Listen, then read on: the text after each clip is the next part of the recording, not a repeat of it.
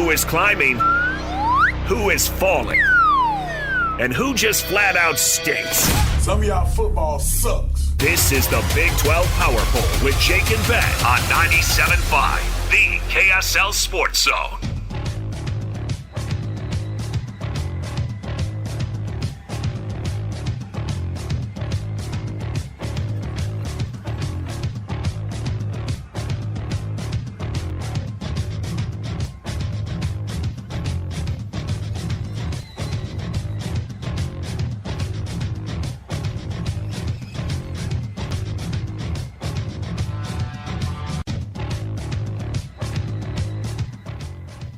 Jake and Ben, 97.5 DKSL Sports Zone. Make this Thanksgiving unforgettable with Kenny J's Barbecue. Skip the stress and bring home slow smoked perfection. Pre-order your Thanksgiving meal today. Text 801-230-5396. And come eat with Hans and Scotty coming up tomorrow from noon to 3 at Kenny J's in the district. Ben and I can both attest the food is quite good. Amazing. I really love it. Making me hungry, in fact. Yeah. Time for the Big 12 Power Poll, where we rank all 37 teams in the Big 12 from bottom to top. You're not kidding. I was making sure I had the records right for all these teams, and one of the teams that says ranked 13th in the Big 12. I thought, how are there that many teams in any conference? 13 teams in the Big 12. Pretty good. Anyways, speaking of not pretty good. Not pretty good. Number 16, Oklahoma State. Quite bad, actually. Can we just skip to, 4? Oklahoma State, 1-8. Lost to Kansas, 38-21. Great news. Bye week this weekend. So they will be 1-8 the next time we talk about them. I've enjoyed not talking about Oklahoma State. Yeah, but we're still talking about them. Yeah, but we do it once a week for 22 seconds, and that's all they deserve. But that was a weird team. I enjoyed the bizarreness of the Gundy experience that we had for a couple of years, but it's gone now, and I don't know if Oklahoma State's coming back. Number 15, West Virginia. Should we have had West Virginia higher? They did just crush Houston. Yeah, what's up with you guys? Yes, I had them at 13. I don't know what. Hey, West Virginia, 2 of those 3 wins are quote-unquote good wins. Pitt. Yeah. Okay. Pitt, who's currently second in the ACC. And Houston. Who brought at least a decent record into the game. I'm not saying West Virginia's winning the national title, but does Central Florida have 2 better wins than that? I doubt it. They have more wins than that, though. I know, but hey, don't be college football playoff committee and get caught up in the record 100% of the time. You beat Pitt and Houston. Those are 2 decent wins. Oh, did they not get resorted? Let me do this really quick. Hold on here. Hold on. Oh, you're right. See, we did this right. Give me 2 seconds. Very Christian, confused. Data. Sort range. Z to A. Why did that not work? Hold on. Sorry, this is good radio. I know it is. Here, I'm going to bring We can up... move to the real number 15. Hold on. I can do it. It's Central Florida. Start over, Christian. Well, we know Oklahoma State is There we go. Here's Central Florida's wins, including one over West Virginia, which is funny. But Jacksonville State, North Carolina A&T, and then they do have a win over the adult novelty heiress, 34-9. Okay, so to clarify, Oklahoma State is at 16. 15 is Central Florida. Uh-huh. Central Florida, 4-4, lost to Baylor 30-3. They are behind West Virginia, who actually did make a jump after beating Houston. So apologies. Central Florida is at number 15. Christian, what's next? Number 14, Colorado. 3-6, lost to Arizona 52-17. Got dump trucked by Arizona. It's not going well for old Dion. No, it's fallen apart. I wonder if he will depart after the season. Maybe not. I mean, they keep paying him, and he'll be happy to have the money. Well, but they're not going to fire him. No, they're not. So I mean, honestly, and I'm no Deion Sanders as a coach fan, but they'd be crazy to fire him. There's still more juice in Boulder than there had been in decades. To the point, they play West Virginia this weekend, and people will pay attention because Deion Sanders is coaching, and these are 2 of the worst teams in a, very okay conference. So I know Deion's had some health stuff, and he's dating a pop star, but unless he wants to go anywhere. Yeah, unless he goes somewhere else. Yeah. But he may want to take a year off, focus on his health, and then try and find a better job. Next. Now, at number 13, we get to West Virginia. And they have, like I That said, makes more sense. they have 2 decent wins. Like beating Pitt and beating Houston are decent wins. We're That not was my talking fault. about knocking off Ohio State, but West Virginia has shown life this year. I think this is right. I think they're better than Oklahoma State. I think they're better than Central Florida. I think they're better than Colorado. I think that's totally fair. And yes, we all gave them a boost of at least 2 spots or at least 1 spot in their latest rankings. I'm not a huge believer, certainly in what West Virginia is doing, but yeah, beating Houston soundly at Houston is a good win. Next. Number 12, Kansas. You know what's interesting about them? Nothing. Arizona this weekend. I think they'll lose. I do think they have a chance to go to a bowl game. Awesome. Number 11, Hey, they would have killed for that for a long time at Kansas. Iowa State up next. Pathetic. Absolutely pathetic. This team stinks. Just lost to Arizona State with their backup quarterback. 19 points. Matt Campbell doing the Matt Campbell special. I believe that's 4 losses in a row. Now say the same thing about Texas Tech with the disdain about Arizona State in your voice. They did. Arizona State did. Well, we're not talking about Arizona State. We're talking about Iowa State. I know, but you just 5 such and 4. disdain lost to Arizona State. My Lanta, No, they're I terrible. didn't. I don't think I mentioned Arizona State. It's that they've lost, 4 in a row, that they were number 1 in this poll for a while, and just can't get it together. The offense absolutely is horrendous. They were fake the whole time. Tricked me again. I'm not buying into Matt Campbell teams anymore. I think he's a pretty good coach, but Well, they did win the league like 2 years ago. But yeah. Next. Number 10, Baylor. 5 and 4 beat Central Florida 30-3 on a bye week this weekend. Yeah, I think they're going to take an L to the Utes. I don't think Baylor is for real. But I don't think Central Florida's for real, so I don't know. What do you do with that game? Nothing. You forget about Not it. a thing. Yep. Next. Number 9, Kansas State. 4 and 5, lost to Texas Tech 43-20, jumped out early, and people thought maybe there's a chance, and then you realize no. Was it both of you that thought Kansas State was going to beat Texas Tech? Oh, it was me No, for Jake sure. thinks Texas Tech's a bad football I team. think they're going to lose every game. I know Kansas State is a average to bad football team, so no, I expected I Texas do think Tech to win that game. Kansas State is good enough to sneak up on teams still, and Utah still has to play Kansas State, so they should keep that in mind. Avery Johnson is a fine running quarterback that can do to you what Utah likes to do to teams. I don't know if I'd predict that, but I do think Kansas State is capable of winning. The fact that that game's at Utah is a bad omen for Kansas State. Next. Number 8, Arizona. They've had a pretty reasonable season. Yeah, Considering how bad last year was. I like Brent Brennan. I liked him when they hired him, and I know it didn't go all that well, and I think it's going better. I still think you could make an argument he's the right man for the job there in Arizona. He still has the opportunity to do maybe not awesome things this year, but I mean, Jed Fish leaving was tough. They had to hire the next guy because they can't afford to fire anybody, so maybe Brennan's got it going. They can move to bowl eligibility with a win over Kansas this weekend. I would expect they get it. They're at home. And they did to Colorado what you should do to Colorado, beating them 52-17. Next. Number 7, Houston. Dropped 4 spots, and rightfully so. You can't lose at home to Central Florida when you are West potentially to West Virginia. They play Central Florida this weekend. You can't lose to West Virginia when you're in potentially the driver's seat to go to the Big 12 title game. Yeah, and the way they lost wasn't great either because it's not like it was competitive and they blew it. And they're a defensive they legit team. got beat at home by West Virginia. So, Rolled 45 points at home to West Virginia. yeah, it's not good. It was pathetic. Next.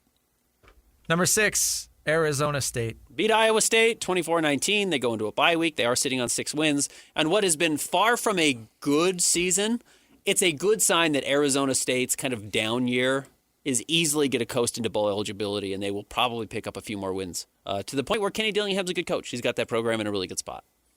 If you have a good coach, the bottom you hope isn't so bad. Like you can't win 10 games every year. I mean, some schools can, but there's like 3 of them. Not pretending it was a good season last year for Utah. It wasn't. But if it feels like the bottom is completely fallen out and you win 5 games still, you're probably an okay program. And that's probably what Arizona State's going to be dealing with. Even in a disastrous year, if you lose your quarterback and you don't have health for anybody, which is the case for Utah last season, you still win 5. And for Arizona State now, at least 6. Oh, they're 6-3, and they've beat the Raiders. Yep. I mean, it's a good year. It's Certainly a not decent a great year. It's not bottoming out Colorado style. Correct. which it's tough to get off the mat when you bottom out Colorado style. Yep. So, yeah, I think Dilly's a good coach. Next. He should be looked at by some of these SEC schools that have open jobs. I don't think he'd leave Arizona I don't State. know if he would either, but the right job. There might be a little wit there that he has a recipe to win at Arizona State. He knows what it is, and he's confident it will succeed. His act might not. I'm not saying it wouldn't, but it might not work as well somewhere else. You're right. All right, next. Number 5, Jake's Cincinnati Bearcats. Tough loss for the Bearcats. Yeah, expected. They were horrible. They're not a real team. They're worse than Houston. This is a mediocre football team that hadn't played anyone all year and skated through. I had to move him down 2 spots. You had to move them down to just barely in front of Texas Tech. I moved him down to 3. I don't think they had their best game against Utah. It's true. Yeah, they're not good. They are on a bye week now, so they have to sit with that loss for 14 days before Sorsby gets back on the field. He was the difference. The Utah really played well and made him look average. I don't think he is average, honestly. I know you're super down on the Bearcats. I don't think he's a bad quarterback, and Utah made him look pretty bad. And I'm not saying that he's Jared Goff because he's not, but I remember when Jared Goff came to Rice-Eccles Stadium and game day was there, and Jared Goff threw like 5 interceptions or something like that, and Utah made him look pretty mediocre. Or and worse. And then he goes and is the number 1 pick in the draft, you know. I don't think Sorsby is what he represented himself against the Utes. I think the Utes made him have a long day. Utah can do that to teams. Yeah. That is not necessarily a reflection of Sorsby's I don't future. think Goff was a bad quarterback. I think Utah made him have a long day. That's kind of my take on Sorsby. Cincinnati, after their bye week, closes the season with Arizona, BYU, and TCU. How many of those games do they win? Those are good teams. All those are pretty good teams. They go 1-2. They go 2-1. I don't think they're going 3-0. They're not. I give them the benefit of the doubt with 2-1 right now. I'd say beating Arizona and TCU. That'd be good. That'd be a good close. That'd be a good year. Next. Number 4, Texas Christian. TCU. Yeah, I don't know. Why are they number 4? Because the rest of the league is pretty average, at best. They'll take on Iowa State after their bye week. Or, this weekend. They had the bye week this past week. So they should be well rested and beating an Iowa State team that's seemingly falling apart at the seams. So I'm going to take TCU in this game to move to 7-2, which is a sneaky good season for a team that probably isn't getting a lot of run right now in the Big 12. Next. Number 3, the Texas Tech Red Raiders. I still had Texas Tech at 2. Christian had bumped them down to 3. Well, Christian had them at 5 last week, so that's moving up. I had them down at 4. I think they lose by 20 this week. To BYU? Yeah. You think they're going to get smoked? I think the Bear pantses them on national TV. The closer we get to this game, the more I do think BYU is going to win this weekend, which is not maybe how I felt 2 or 3 weeks ago, but BYU just continues to look better and get more impressive week in and week out. And now you come off a bye week. Both of these teams are BYU is. That should give them an edge, especially if LJ Martin's playing. I think they should have a lot of confidence offensively going up against the Raiders. And I got it that the Raiders have a pretty good defense, but the Bears look great. BYU's defense has been a little leaky for a couple of weeks. It's been really great at times, but then at other times, that Iowa State team you were crapping all over, Ben, really ran up and down the field for the first half. Yeah, they did. So I don't think they can get away with that against Texas Tech. I made the joke yesterday, key for BYU is to get down 20 early. And I don't think they can get away with that against the Raiders. So BYU is going to have to play their best game of the season to win on Saturday at 10 a.m. But I think they absolutely have all the tools to do it. Next. Number 2, the Red Hot Utah Utes. 7-2, crushed Cincinnati 45-14. They haven't beaten the best teams on their schedule. They destroyed basically everybody else. They've got a recipe for success. They do. They're really, what they're good at, they're really good at it. And Cincinnati wasn't good enough to make them pay. I don't have any idea how we have Utah ahead of Texas Tech on this poll. Well, but I think they're better. Devin Dampier had to tape his leg on to play against the Raiders. Are you kidding? They're lucky they scored at all. I did have the thought that, do you say that? So when they are debating at the end of the college football playoff, final rankings, they say, well, the Texas Tech loss. There was an injury there. Remember, they kept undefeated Florida State out because their quarterback was hurt. Because this just in. People are dumb. Yeah. So you just sprinkle that out there. Who cares?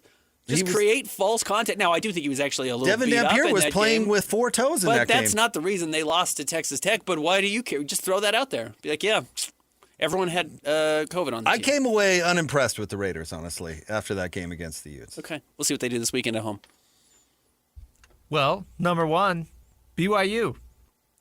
Coming off a bye, 8-0, one of 4 undefeated teams in the country on the road at Texas Tech, top 10 matchup. The games BYU fans have been dreaming of since they left Independence. This is everything you want. Is Big Noon and Game Day going to be there? I don't think both can be. Why not? That might be illegal. Illegal, like it's been legislated against. You never because know these days. the game is actually on Big Fox, right? It is, but it's at 10 a.m. Uh-huh. So that would conflict with... Why would Game Day go to the Big Noon game and Big Noon not go to the Big Noon game? Where is Big Noon? Big Noon Saturday this weekend. Oof. Okay. Aren't Pitts going to Iowa? Oregon at Iowa. Oh no, that's Big Noon. That's Yeah, that's Herb. No, game day is in Lubbock. Yeah. okay. Dave Portnoy is going to be trying the fine pizza of Iowa. Man, he's been married to Utah pizza for about a month now. Recap. Tippy toes. Top 10, number 10, Baylor. Number 9, Kansas State. Number 8, Arizona. Number 7, Houston. Number 6, Arizona State. Number 5, Cincinnati. Number 4, TCU. Number 3, Texas Tech. Number 2, Utah. Number 1, BYU. I think there are 3 pretty good teams at the top of this conference. I think the rest of the conference is not very good. Maybe I don't know what to make fully of TCU, but that's the problem when all these teams don't play each other. You don't really get a sense of who's who. But the nice thing is Texas Tech, BYU, and Utah all get to play each other this year. It's the 3 heavyweights actually fighting, so we should have an idea of who's the best team here. That concept you're talking about is the most annoying in the Big Ten, right? We can agree that the good teams in the Big Ten never play each other. And that's not entirely true. Oregon had to play Indiana, but Indiana does not have to play Iowa State. So how do we know until the conference championship game? Iowa. Indiana does not have to play Ohio State. Ohio State, okay. Yeah. I was Did I gonna say Iowa State? Iowa State is in the Big 12. In the Big 12. Indiana does not have to play Ohio State in conference play this year. See, Iowa and Ohio, different states. Different. Entirely. But you can see how I messed them up. We've been talking a lot about Iowa State and how Big Noon Saturday is going to Iowa.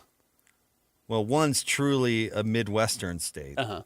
What would you classify Ohio as? That's What do they definitely call Midwestern. Absolutely. that? I thought there was a more specific word for that particular region. It's not the. Is it? That's not the Rust Belt. No, that's full Midwest. Ohio? Yeah.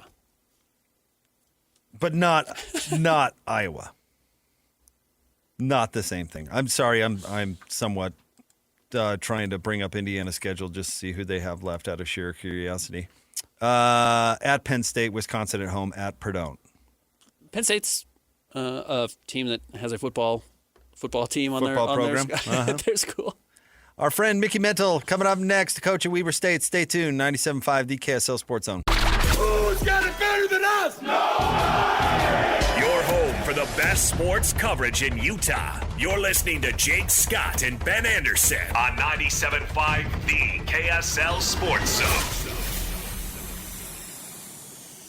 Jake and Ben, 97.5, the KSL Sports Zone. Want to remind you to join Hanson Scotty G coming up today at RGS Exteriors from noon to 3, 4235 Farm Road in West Jordan. It's time to talk some Weber State football with the coach. Hit it, Christian. It's time to catch up with the head coach of the Weber State Wildcats, Mickey Mental, presented by Belliston Jewelry on 97.5, the KSL Sports Zone. Belliston Jewelry designs and manufactures fine jewelry right here in Utah. Discover the new Belliston Love Collection, exclusive designs you won't find it anywhere else. Belliston Jewelry, locally made just for you, cherished for generations. He is the head coach at Weber State. He is Mickey Mental with us here on Jake and Ben. What's going on, Coach? What's up, y'all? How are y'all doing? We're doing well. Tough game against Montana. They jumped out early with the big 21-3 lead. They are undefeated on the season. You guys have traditionally had a lot of success against this Montana team, but what did you see over the weekend from the Grizzlies?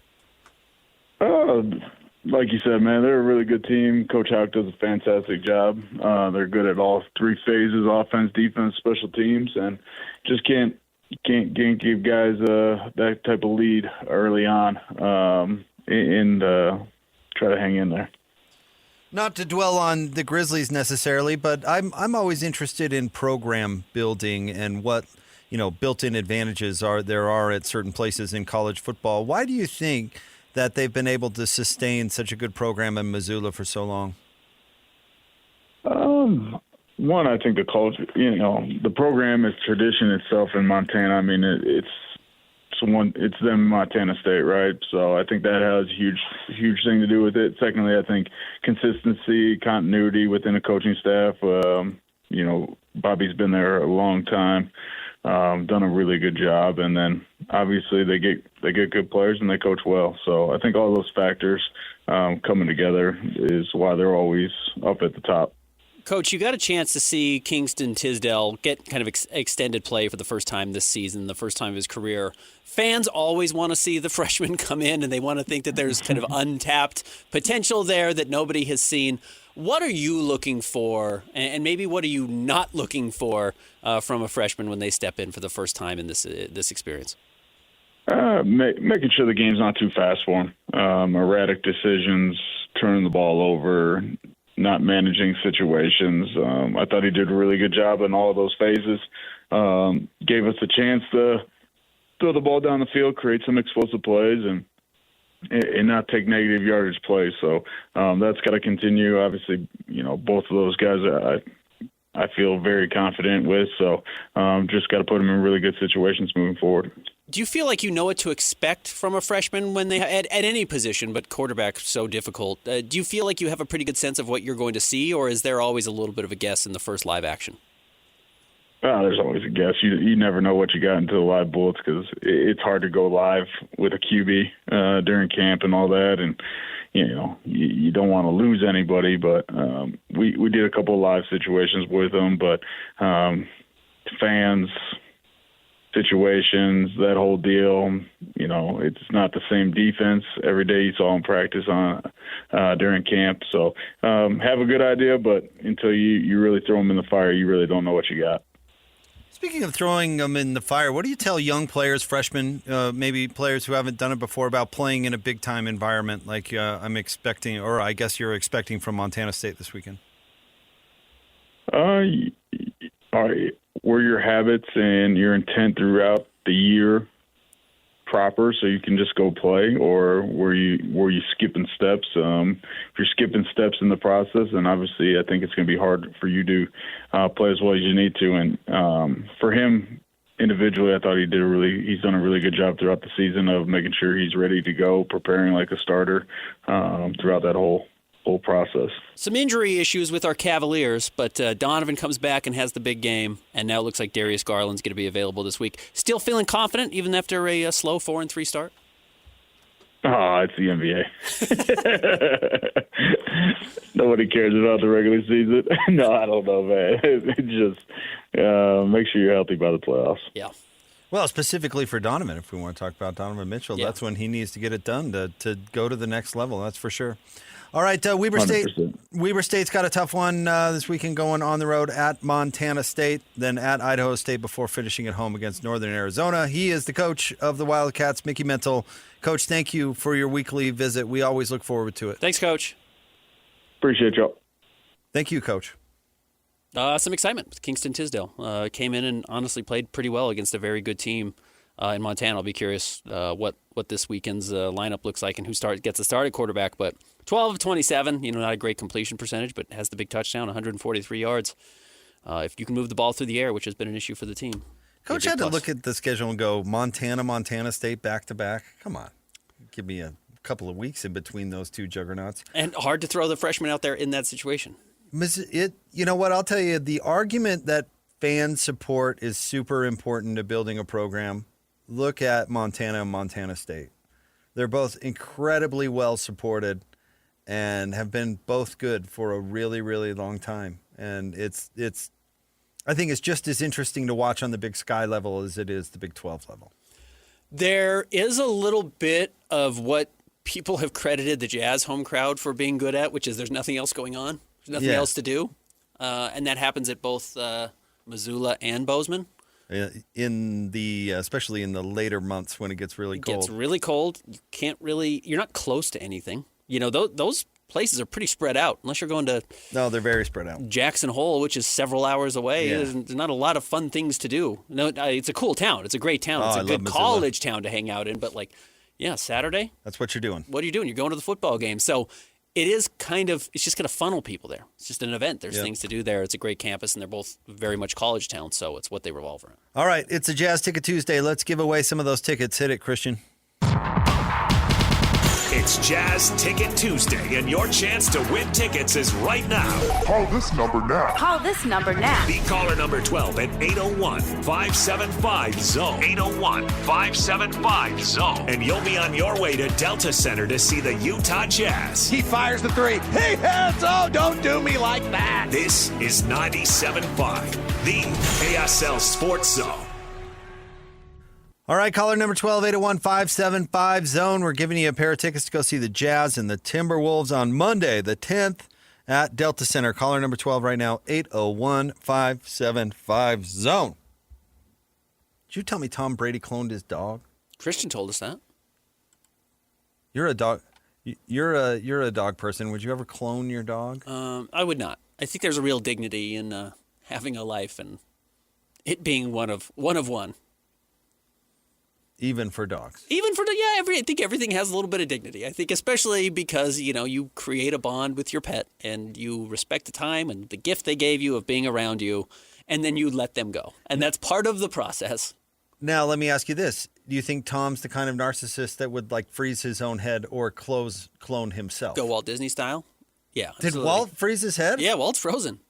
Yeah, he's still in the crypt somewhere. I knew Ted Williams' kid had his head frozen. I didn't know Walt did that. Yeah, I think he's frozen. They say it's false. Oh, that's fake news? I thought he was cryogenically frozen. Yeah, that seems like a Tom thing, right? Yeah, 100%. I mean, the whole TB12 has got to be he thinks he can live forever. You think there's a cloned person out there? I don't know. Well, yeah, nobody knows. That's what I'm asking you. Do I think which side of the fence do you fall on? Of course we don't know. What, they've cloned a sheep and they're cloning dogs sheep, and stuff? we can clone animals. Do I think somebody got loose and cloned a human? People are weird. All I know is that people are weird, and if it's possible, it's probably been done. Well, we've learned we can clone animals. Well, one advice I'd give from the movie Multiplicity is don't clone a clone, because then it comes out a little dim. Uh-huh.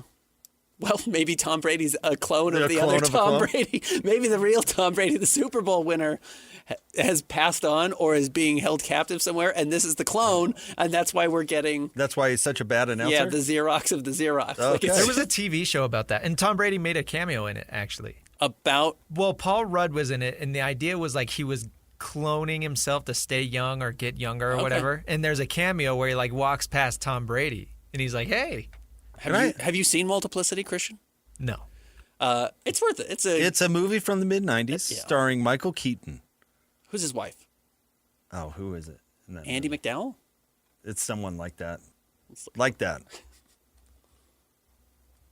Anyway. Like that? Yeah, he clones himself a bunch of times. And it's so he doesn't have to actually- work that hard. It's actually an extremely dull movie until the last 10 minutes. It has some funny moments, but yeah, I agree with you. It's maybe not quite, certainly not Harold Ramis's best, who did Groundhog Day. And yeah, it is Andy McDowell. Good call by you. Yeah, good pull. Christian Andy McDowell is an actress made famous probably about that same period, I would say, maybe even a little earlier. Groundhog Day. Her daughter's super famous now. Daughter's a real star. Carl McDowell? Yeah, her daughter Carl. What's her daughter's name? I don't know. Her daughter is, sorry, we're going off the rails Hollywood a little bit. names all their kids all Margaret sorts Qualley. Okay, Margaret. I'd like that name, obviously. Yeah. She was in The Substance last year. Why didn't she use the last name McDowell? Did you see Once Upon a Time in Hollywood? The Tarantino? I did. She's in that. She's one of the women on the ranch. Oh, all right. Yeah. That was an interesting movie. Yes, it was. You should see The Substance. Now, that's an interesting film. All right, stay tuned. We'll wrap up the show coming up next. Shout out to Andy McDowell. She's in Happy Gilmore, too. Why did you even have to bring that up? It's got to be the worst movie ever made. Have you seen it I yet? told you. I turned it on. he's talking to the kids at the breakfast table, and I fell asleep, and they were at the golf tournament at the very end. I missed literally 90% of the movie, if not more, 95% of the movie. I saw the opening 40 seconds and the last 40 seconds, and I slept throughout the rest of it. I did like that you spoiled it the day the movie came out. What? All I said it was bad. No, you didn't. No, you definitely threw a major spoiler in. A hinge point of the entire movie. You dropped right on everybody. Right I don't even remember doing that. Yeah, it was funny. Well, I spared everyone from seeing it because don't. Yeah. And even if you do see it, you're just encouraging them to make more. So just don't. Yeah. Stay tuned. More next. We'll wrap up the show. 97.5, the KSL Sports Zone. Let's go! Complete game coverage of the Cougars is right here on the KSL Sports Zone. It doesn't get much bigger than this. BYU and Texas Tech. Your home for the best coverage of Cougar football is right here on 97.5, the KSL Sports Zone. You're listening to Jake Scott and Ben Anderson on 97.5, the KSL Sports Zone. Woo, woo, woo, woo, woo. Two niggas on the airways, talking sports. They got it made, Jake's and also loves his tie guy. Ben's got style with his scarves. Oh my.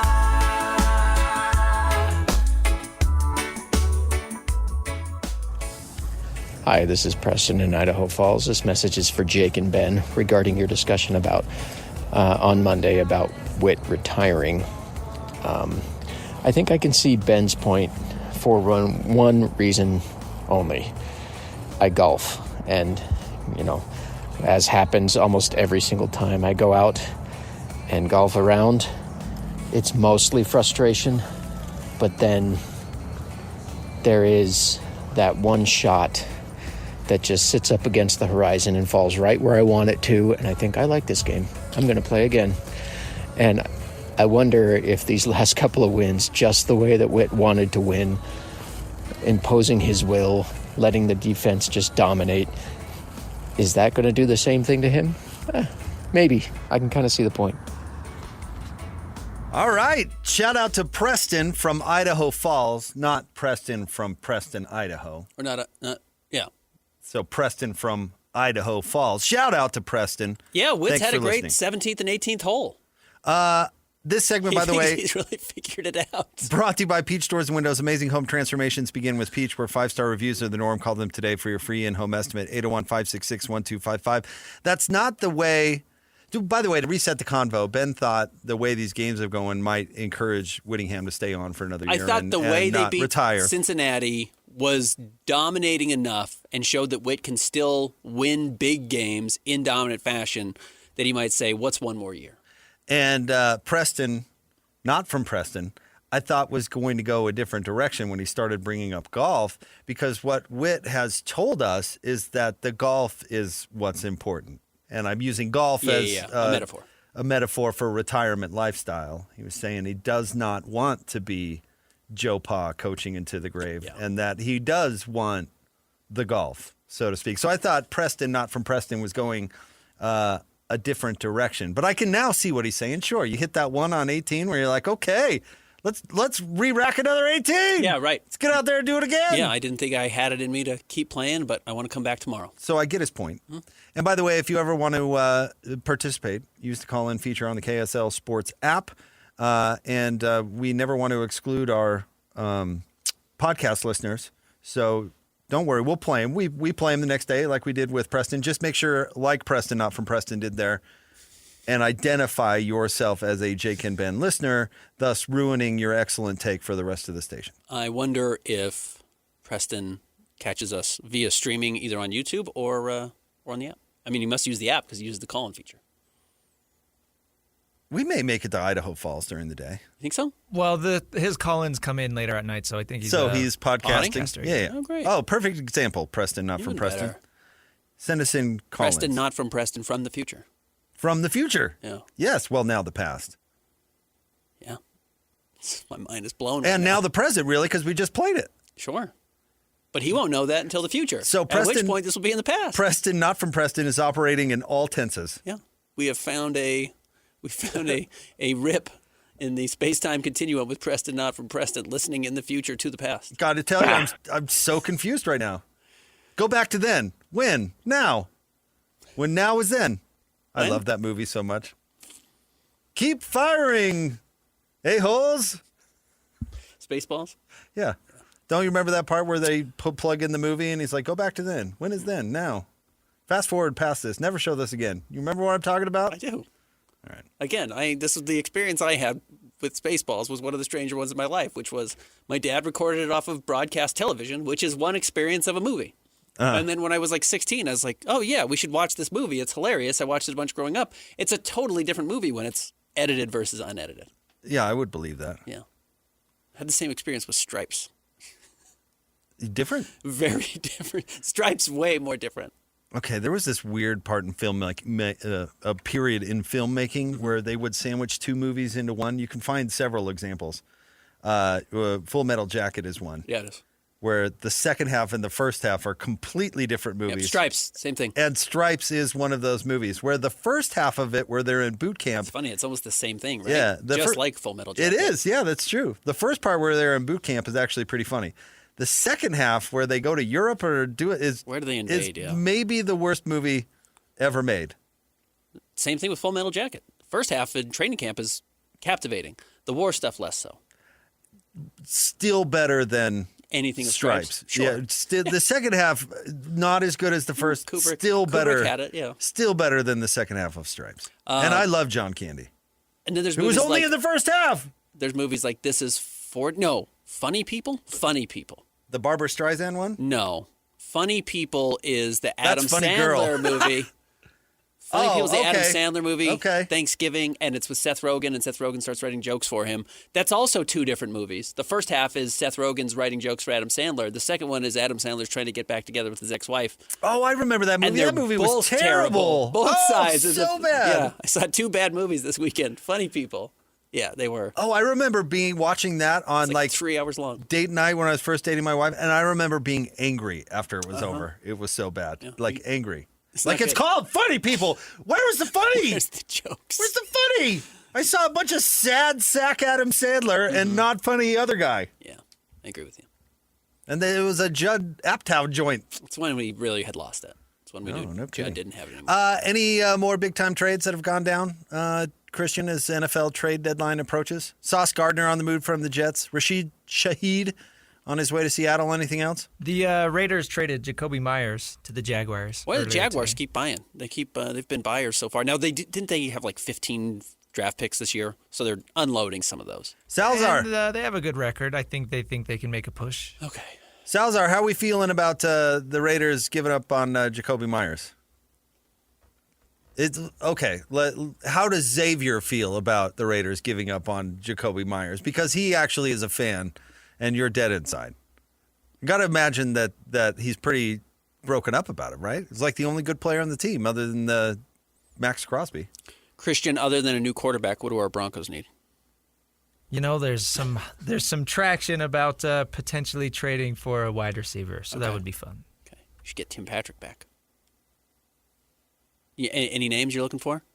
Jalen Waddle would be cool. Yeah, I sure. think that's a pipe dream. I don't think Miami's trading him, right? I never know. I really think the Donks should put John Elway back in charge. Yeah, I agree with you. Yeah. See, Salazar in there saying, yeah, I think that's the key. What's John Elway doing these days? If they put him, not great. It's not great headlines. It's like the Pacers bringing Larry Bird back as GM. Mm-hmm.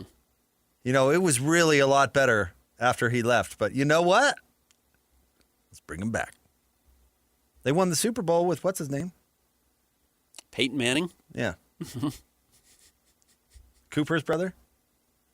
Arch's uncle. Yeah, that one. The one with the fused on neck. Uh-huh. The one that lost his head and then they had to solder it back on. Yeah, kind of looks like Frankenstein now. Has to turn his whole shoulders to move. Yeah. All right. It's Scotty G are coming up next. Is Scotty going to sell out the tire joint? Yeah, what's going on with the tires? Do we know? Is he going to put them on blast? I texted Scotty. Scotty is pretty notorious for not ever answering texts. So, TBD. Oh, man, I'm going to be listening. I hope he just creams them. Go get him, Scotty G. All right, stay tuned. Thanks, Christian. Those guys are coming up next. 97.5, the KSL Sports Zone.